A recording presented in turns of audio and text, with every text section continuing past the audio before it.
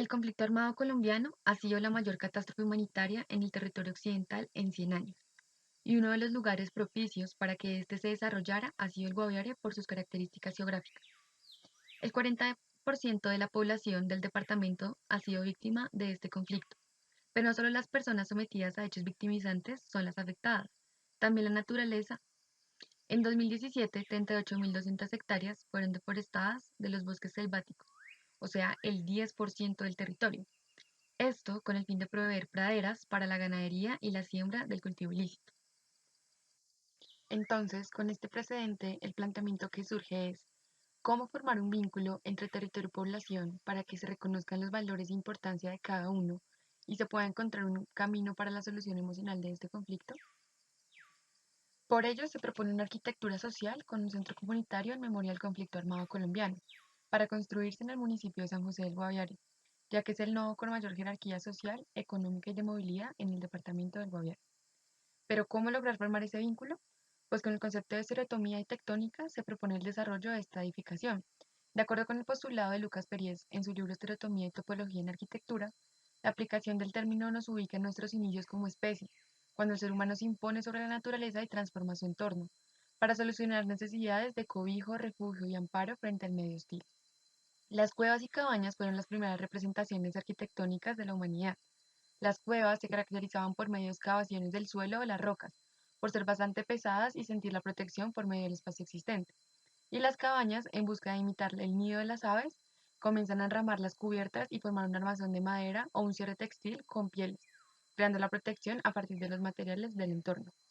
Es desde ahí donde esta teoría se acopla a la imagen de mi proyecto, ya que busca que sea el nido de protección y refugio para las diferentes víctimas de la población del Guaviare.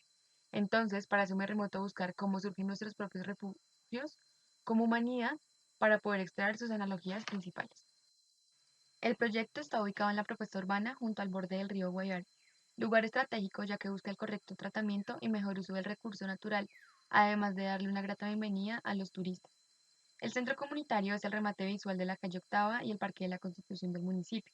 El origen del término estereotomía como técnica constructiva radica en la aplicación de la geometría en sus figuras tridimensionales.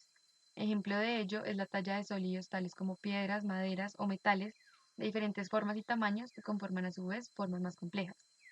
Con base en esto, el concepto de estereotomía se comienza a aplicar desde los desplazamientos físicos para implantar el proyecto. La talla del terreno es una de las primeras decisiones tomadas, ya que se busca mediante lleno y vacío que la edificación pueda desarrollarse y pertenecer directamente al territorio. Por eso se va deprimiendo el acceso en una gran plaza y se emprenden a tallar 4 volúmenes dentro del terreno, que se cierran en torno a un vacío que a su vez es el recorrido de un río interior que simboliza la protección hacia lo más primordial de la vida, que es el agua. Como se busca reinterpretar esa madriguera o cueva en la que se resguardan los animales, se accede al proyecto por medio de un plano deprimido, que implique tal sensación de refugio. Ya al ingresar como remate visual se sitúa el Jardín del Renacimiento, espacio jerárquico del proyecto que resalta y enmarca la flora del territorio, cuya sensación de tranquilidad y protección se origina con ese vacío espacial, en donde la naturaleza, por medio del agua, la vegetación y la luz, cobran todo el protagonismo para que simbolicen ese renacer fortalecido y selvático. Vacío versus lleno. Al tallar nos damos cuenta de que también se busca algo inexistente dentro del elemento.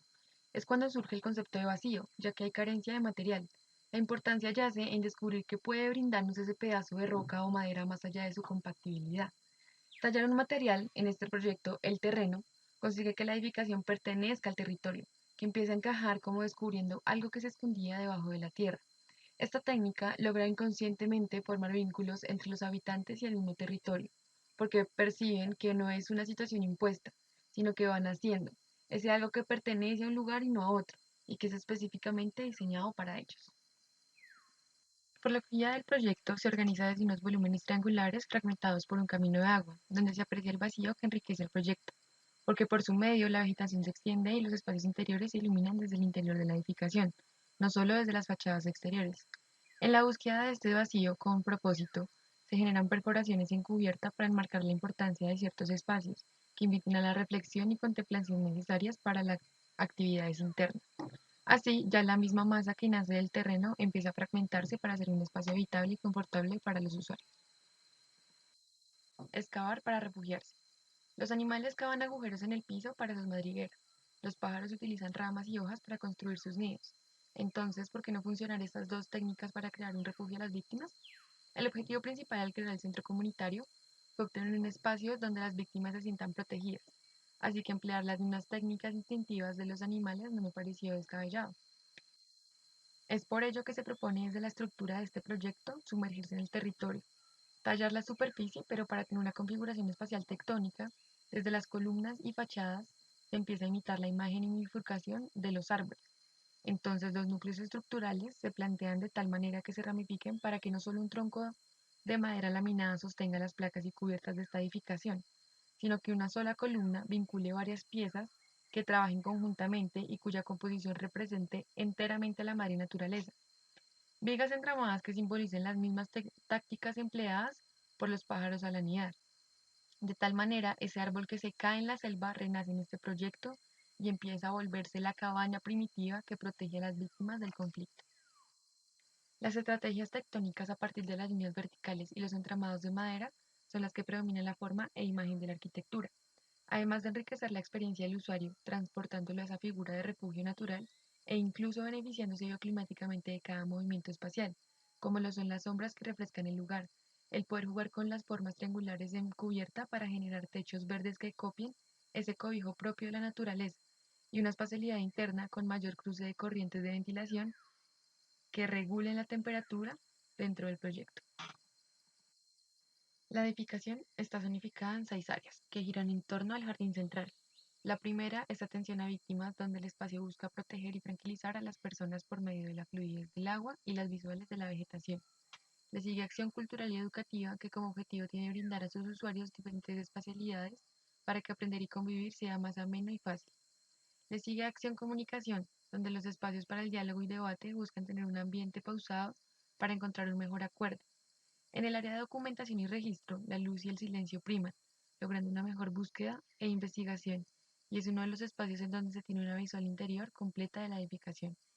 En el sendero de protagonistas se busca exponer a las víctimas y victimarios del conflicto, y a través de su recorrido generar diferentes sensaciones y experiencias por medio de la tamización de la luz y de los largos recorridos.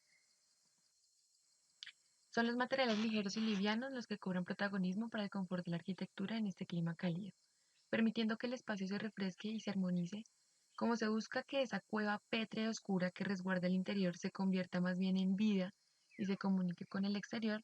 Las estrategias de fragmentar esta compactibilidad están en permitir el paso de la luz de diferentes maneras, bien sea a través de las envolventes de planos intermedios que la tamizan, por los núcleos estructurales convertidos en linternas naturales, dirigentes de la circulación interna del proyecto, o por las dilataciones encubiertas que permiten iluminación indirecta, pues se busca que por medio de la luz se detallen los espacios y se transmitan sensaciones.